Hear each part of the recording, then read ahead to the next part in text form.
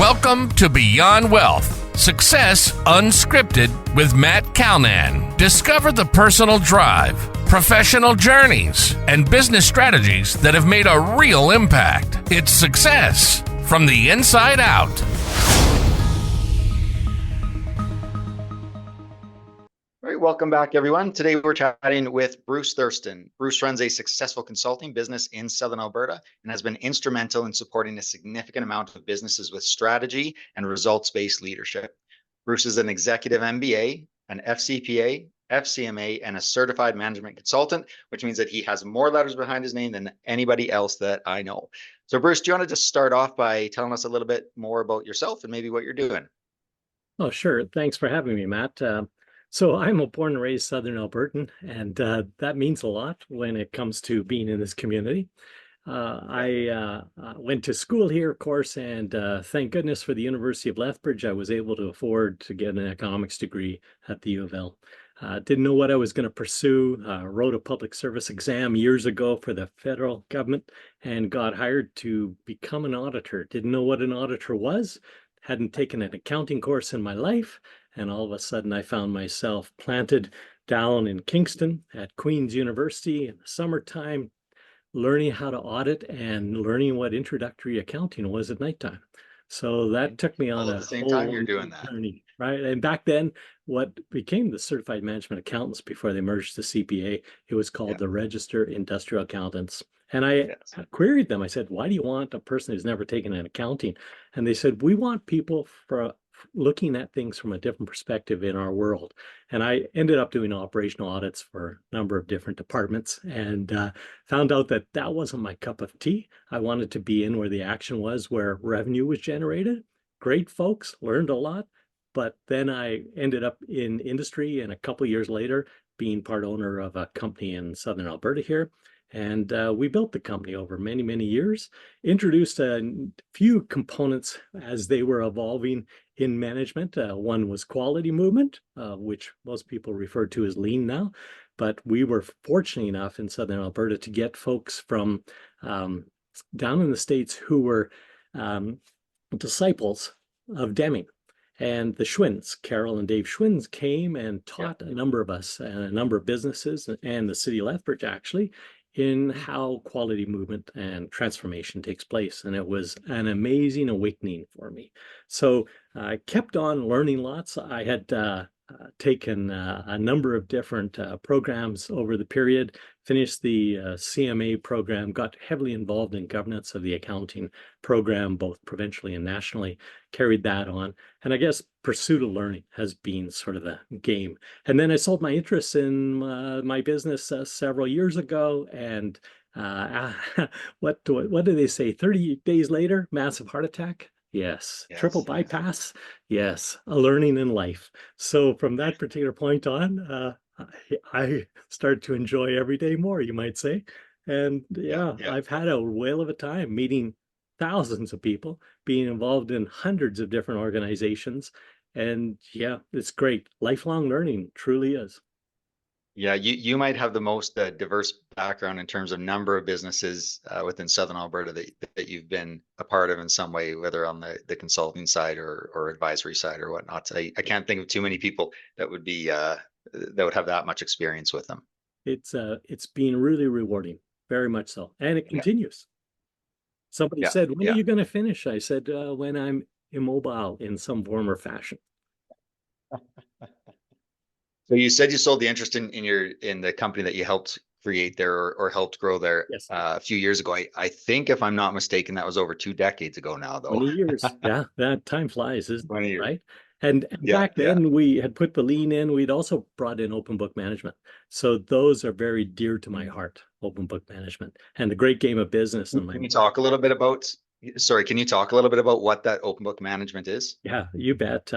I was always frustrated from an accounting perspective as you put financials together and people did their operations in an organization, but there was no link to how their line of sight. That's a common phrase we use is what's the line of sight the individual has to the organization. So you've got people in an organization saying, wow, we're not making our sales, but nobody understands what that means So we connect the dots so everybody knows what the actions they take in an organization and how it influences the bottom line and the health and well-being of the company. And so some people say, well, that's just corporation capitalism, that kind of component. But I truly believe in stewardship, leadership. And I also believe that everyone should be part and parcel and be rewarded accordingly. So when we brought that program into our organization, we were able to quadruple our bottom line, double our sales, and people were paid significant coin. It boosted their payroll quite a bit. And so they were rewarded for the efforts that were put in. And nowadays, you often don't see that connect. In a few organizations you do. But Jack Stack, who's the author of The Great Game of Business, I picked that book up and I couldn't believe it when I read it. I thought I was the weird one out there. No, Jack was. And we've become friends, and I see him every year, and I get re-energized by what he's got to say. So The Great Game of Business. Yeah. And correct me if I'm wrong, but in the second book in that series, you guys are mentioned in that. Is that correct?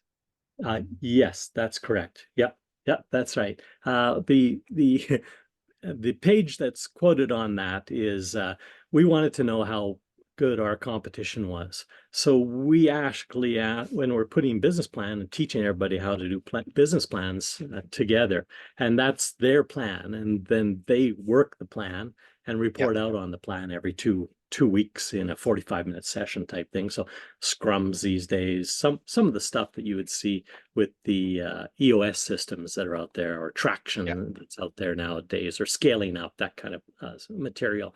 And what is interesting is they put it together, and in that one page that they wrote about us, we had people go out and check our competition out, and they had their spouses phone up the company and say, my husband's looking for a job as a sheet metal journeyman kind of thing, and what's the rates? And they got all kinds of information. They talked to the guys, the competitor guys that work for them in the bars, and they went to the city of Lethbridge, they went to the wholesalers, and they found out a lot about that company.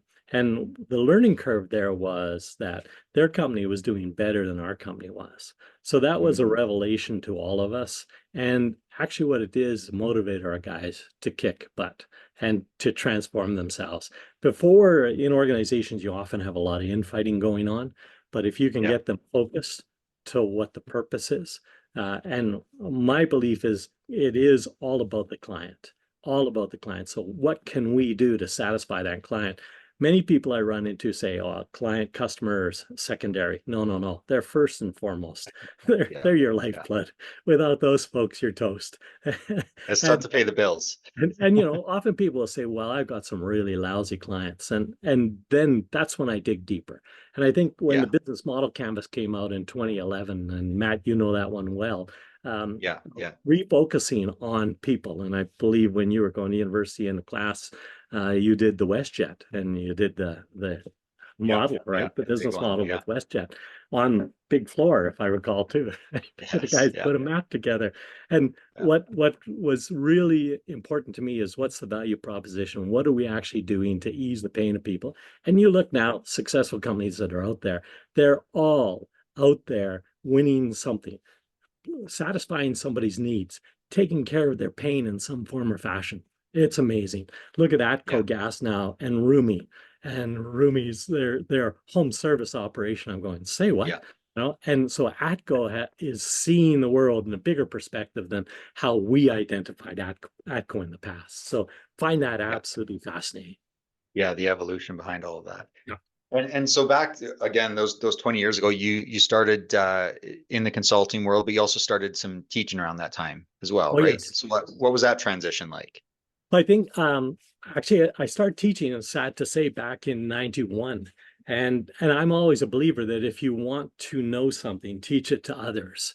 So I taught the terrible topic, I'm told, of what they call cost accounting and management accounting. And yet to me, it's the bread and butter. That's the best stuff. I agree when it comes to business. I was an auditor. I know what that's all about, but that's after the fact. It's verification that things are correct. And I'd rather be future focused and find information that I can identify with and work with, so that we're never having to worry about an audit on anything. And I believe in free flow information. So very, very much everything's connected. One system and a systems thinking mentality. So you don't have silos of departments within an organization that end up cross-threading with each other. That costs an organization so much money. And I'm also a believer that managers often get set in a format that you build your systems and then you maintain the systems. I'm looking for the managers that are willing to break their systems and start and rebuild to serve the needs of others, whether they're internal customers or external customers. And the whole customer thing really comes from Deming.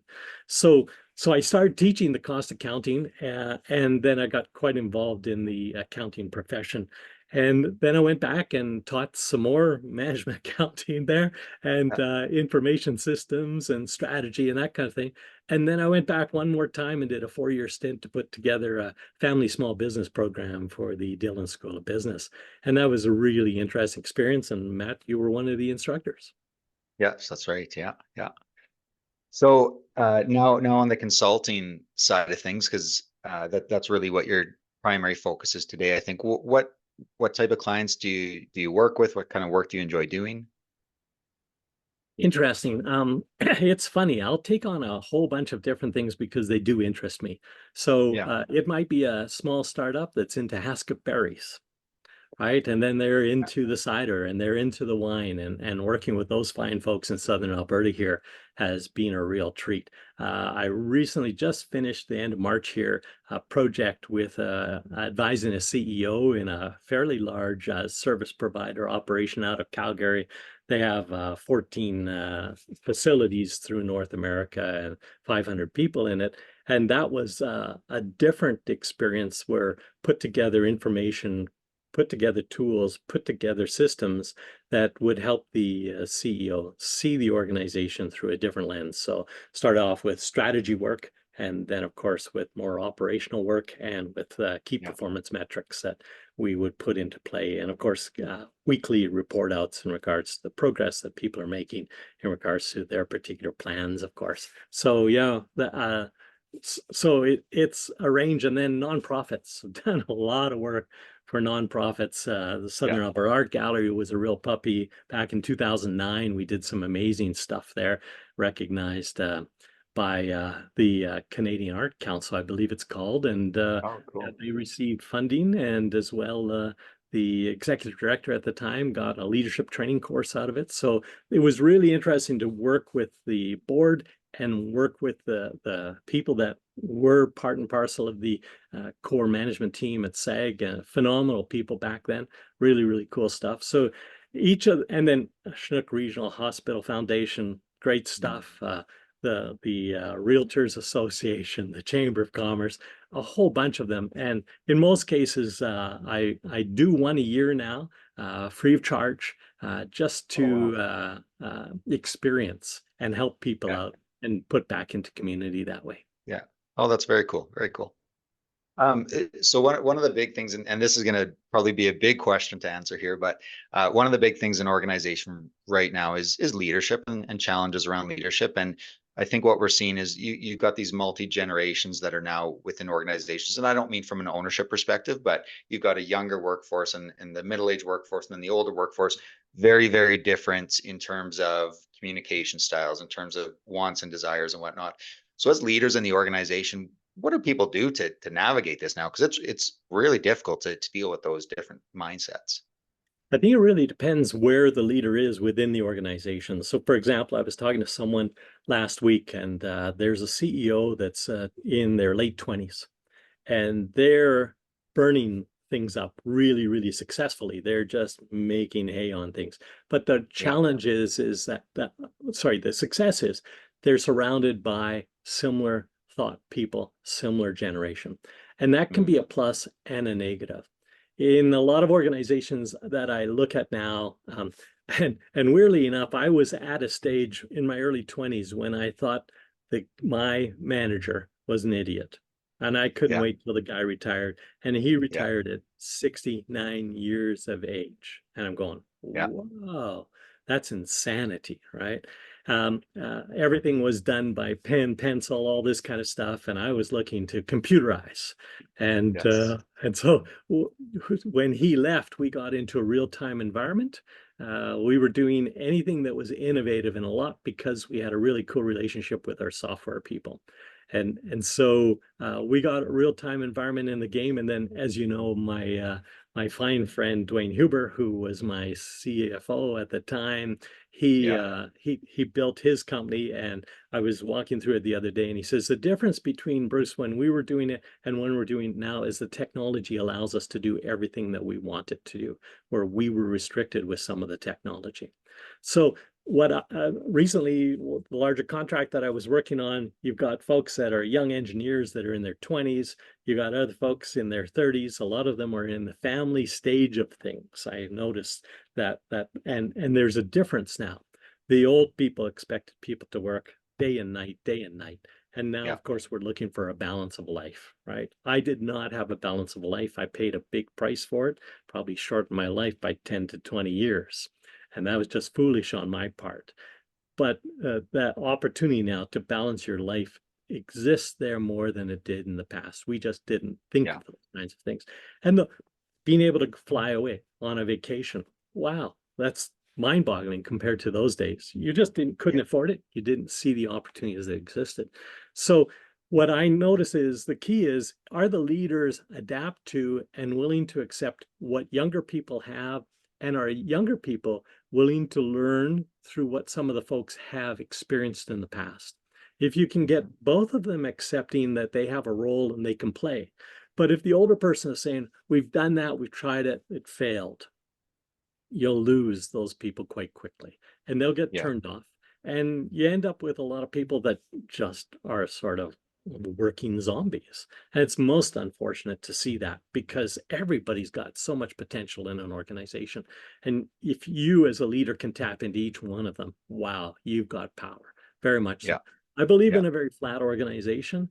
I don't like the department concepts because it leads to silos and walls. And so I really believe in systems thinking, and by using systems thinking, breaking down the walls of each of those areas, and they recognize who their internal customers are. And so, for example, let's say you have an HR department. The HR department really needs to understand and recognize, okay, who are we really serving here? And yes, if we're not hiring people to be able to do the operational work that's required to generate the revenue in an organization, hiring the right ones, we increase our workload significantly by the churn factor that's going in. So I believe HR can be incredibly powerful and should be at the boardroom table all the time. But there's a couple components. In the past, HR often was there to hire and there to fire. And I really believe HR needs to play a key role in regards to the management and training of people.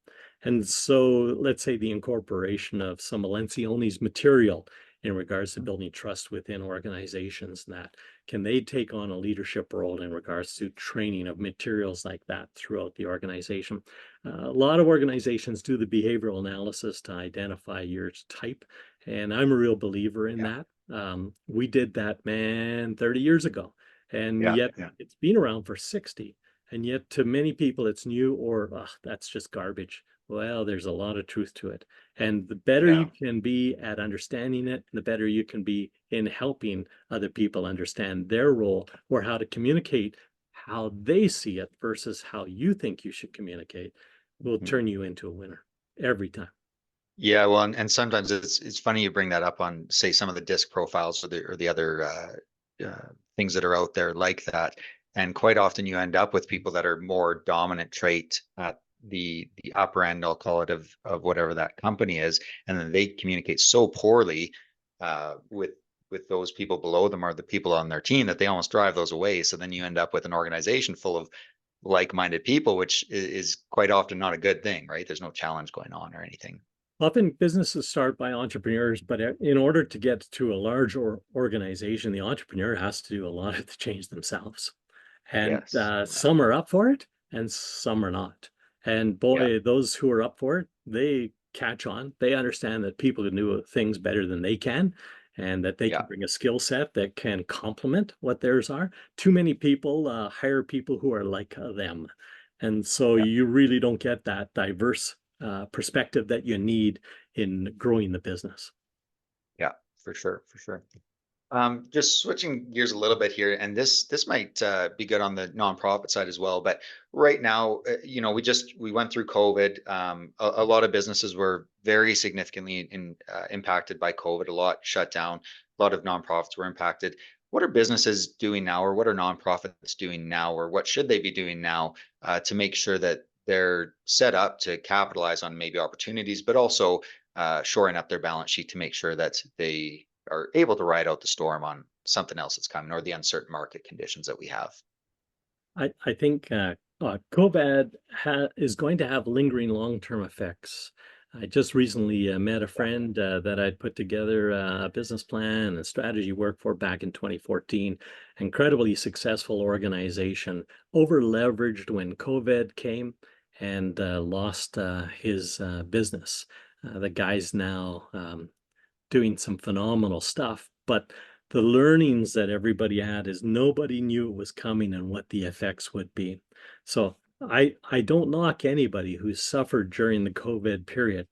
Yeah. The folks that I've been impressed with are those who have done deep reflection and said, okay, before COVID, how did we operate? Then what did COVID do to us? And now on reflection, what should we be doing differently? Because my mentor, Jack Stack, talks about the black swans that exist in business. And he says he started back in 1983, his organization.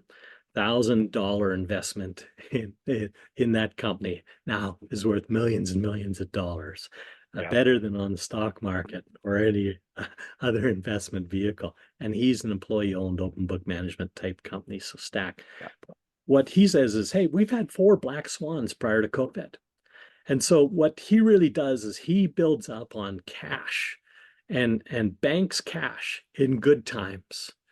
And then he will be first in the low time to be able to buy organizations. So Yeah. each and every time he had enough cash in the bank. And so he had $100 million prior to COVID in the bank there.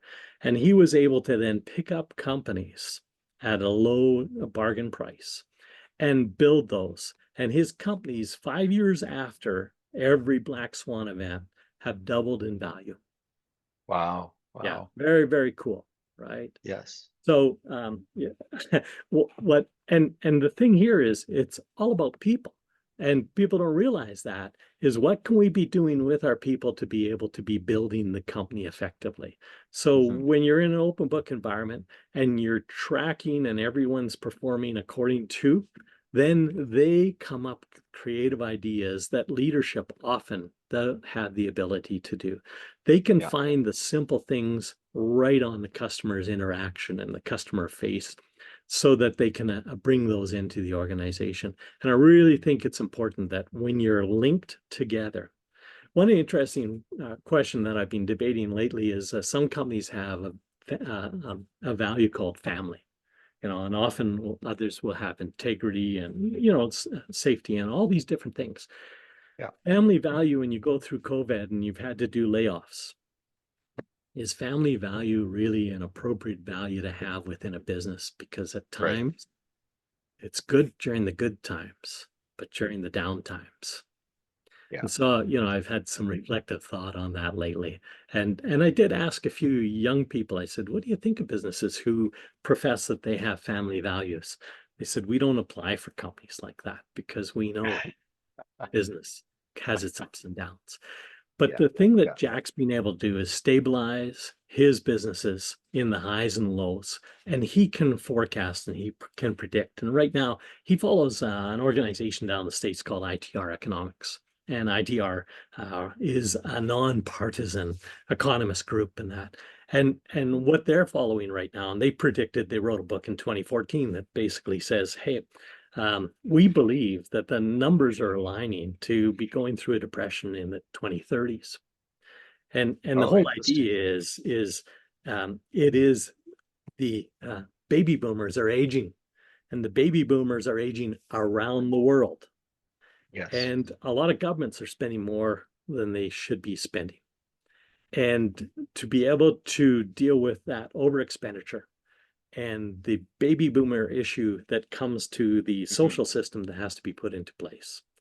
And then the whole issue of the workforce and the support of the workforce has come into place. It's a number of components that they've identified as potential indicators that we could be looking for a slump in the 2030s. Eh? And so I've read the materials and I've listened to a number of their different podcasts, and can't help but think that there's some truth to what they're saying there right now. So I'm looking at keen interest, because often we just think growth, growth, growth, growth, growth. No, no, no, no. Yeah. That's not how it works. Yeah. Predicated by things we often can't touch. So I'm a real believer in the cyclical nature of things. And I give Jack credit, boy, 100% for his ability to be able to manage it that way. And the model has worked for them very, very well. And they are an employee-owned organization. They have strong ESOPs down in the United States, and everyone there gets rewarded for the work that they put into it. You know, I'm very impressed. Yeah. Very cool. Yeah, they do a lot better job of that, I think, down there than we do up here. I think we're about 2 decades behind probably on it. I'd say 3. 3 decades it is, 3 decades. So what's on the horizon for you? Any big goals, big projects that you're looking forward to or coming up? Well, first and foremost, in everybody, it should be health and family. Yeah. So I missed that component, and I paid a dear price. Thank goodness my family's still with me, but from the health side of it, wow, right? And so I find myself too, is with this whole generational thing, it is weird how time flies. I didn't think so in my grade 12 French class. But boy, oh boy, it really does. Every decade goes faster. And I go and say, I'm an old guy? No way. I'm not an old guy. But I look old. So immediately you're the marginalized white guy type thing, right? And I find that very, very fascinating. And so I think I'll probably play a role for a long, long time, but maybe more from my basement than out in the crowd. The home office. So if you had one nugget of advice for somebody wanting to get into consulting, leadership management, anything like that, what would that be? I think I would say this for everybody on everything is connect with people and start talking to them. So, you know, when I taught university, I connected a lot of students with different people out in the real world. And, you know, those who wanted to be financial planners and that with us hook them up, or lawyers or accountants, and take advantage of every opportunity that's out there. So like kids that go to university and that, those that go out and actually learn how to build their resumes or do co-op studies or do the interviewing techniques that are offered at the college and the university. So you prep yourself. Go and use all the resources that are free and available to you. And you will be in the top quartile in regards to your age group of people. No doubt about it, right? Just be a sponge. You know, and, you know, often the term on network sort of overused in that. Connect with people and have conversations and listen. Use the ears twice as much as the mouth. And then you'll be able to really note components of what people are saying to you. And you never know where those links can take you. And frequently I put people in to other people, and what ends up happening is they remember them and they connect with them. What I'd have to say is students are poor on follow-up or on letting people know their successes. I had a student connect with me, and I had taught her back in 2012. Can I use you as a reference, Bruce? I said, sure. And I dug her reference up and I said, well, okay, now tell me what's happened over the last 10 years, right? I'd like to know what's going on, because when I'm getting interviewed by your prospective employer, I want to be a little bit more current. Like to know. And now with all this technology, you know, let's zoom in for 15 minutes. Like all the tools are there, but they're poorly used by many, many people. They're not used for value-added purposes that can take things to a new dimension. Does that make any sense? I'm going to build on that a little bit, because I mean, most people wouldn't know you actually taught me in university, and I remember you teaching that as a life lesson, and I took that, and I probably annoyed people more than anything because I connected with everybody I possibly could. But it was probably, you know, some of the best advice that I've ever had, and it works because nobody does it. Like nobody's willing to go and reach out. So you think that you might be pestering these people in the industry, but they get that every couple of years where somebody's reaching out to them. It's not like it's every 2 days. So I think it's really good advice for, especially younger people and going through school and trying to start a career, that they need to be doing that. I think, and the other nugget I'll share that. Sorry, go ahead, Bruce. I think with the whole COVID thing too, is the communication systems changed, and some people find it difficult now to get out and talk to people. But there's all kinds of programs out there. I remember when I got out of university and I had to start speaking in front of very large audiences, I took the Dale Carnegie program. And the Dale Carnegie program is still alive and well, absolutely amazing. And you work within a group. You learn how to stand up in front of people and talk on specific topics. It's different than Toastmasters. It gets into you and your being and things of that nature. And you can always read the book. I think it was back in the early 1900s, Dale Carnegie first published his material. But use the tools that are out there. Get involved in Toastmasters. Join a club of some sort. We have our breakfast clubs and we have these BNIs down around here. Get to know different people, and you'll find out that you're no different than everybody else. And then you can start to have conversations with people. Very, very important. And I think at the university in that they have all kinds of services that are available for you. But getting into industry and going to events where industry people are or business people are is very powerful. Sitting at the table, feeling awkward for the first little while, but I'll tell you, the people there are there to support you. And they're going to ask you questions. They're going to help you out. They're going to give you potential guidance. I remember I hooked up one guy to the regional VP of the Royal Bank. And the guy's working for the Royal Bank now, and be darned if he wasn't in top sales last year. And we're talking, he's like 23, 24 years old, and he went on a cruise, and he's meeting the head of the Royal Bank on the cruise because of what he was able to achieve in short order. He's a driven guy, and he's saying, hey, why not? Fantastic. It's great to see those success. Why not? Why not? I'm gonna share one more piece of advice, Bruce, that you gave me, and this is probably relevant for this is when I was in university, and I was never the best student in the world. Certainly, like I had to work at it, but I remember you gave me a piece of advice one time that you have to treat school like a job. So you show up at 8 a.m. and you leave at 4:35, whatever it is, whether you have classes at 8 or not, whether you have class till 5 or not. That's what it is. This is your job right now. And I remember that revolutionized probably my last 2 years of university. And I'm one of those people that took 5 years to do a 4-year program, but my last 2 years of university were revolutionized because of that bit of advice. And all of a sudden, it was like, I've got all this free time. I can drink more beer and eat more pierogies now at the bar. It's great. Yeah, it is all about time management. And Bill Cade, who was the university president, said that to a group of students once, and I always remembered. He says, you don't have to be super smart going to university. Things are not really intense. Yeah, there are some physics courses that are, and some people would say calculus is. But having said that, he says, it's all about time management. And I took that and ran it and did the little schedule for students and said, hey, treat it like a job because you're moving into one soon. And although I'm not a real believer in 40-hour work weeks anymore, and that kind of concept needs to be much more flexible than that, I'm sort of a free learner. So if I want to be working at 10 o'clock on a Saturday night, I'll do that. And I'm looking for people who are hungry and who have a passion to get things done and want to learn. And it takes you on all kinds of crazy journeys you would never anticipate. Well, you've certainly been on a lot of those. I know that. If anybody wanted to take a deeper dive into who you are or maybe connect with you, how would they go about doing that? I'm on LinkedIn. Yeah. LinkedIn under Bruce Thurston. Perfect. Everybody's going to go out and connect now. Oh, I have a spike. Hey, gotta love KPIs. There you go. There you go.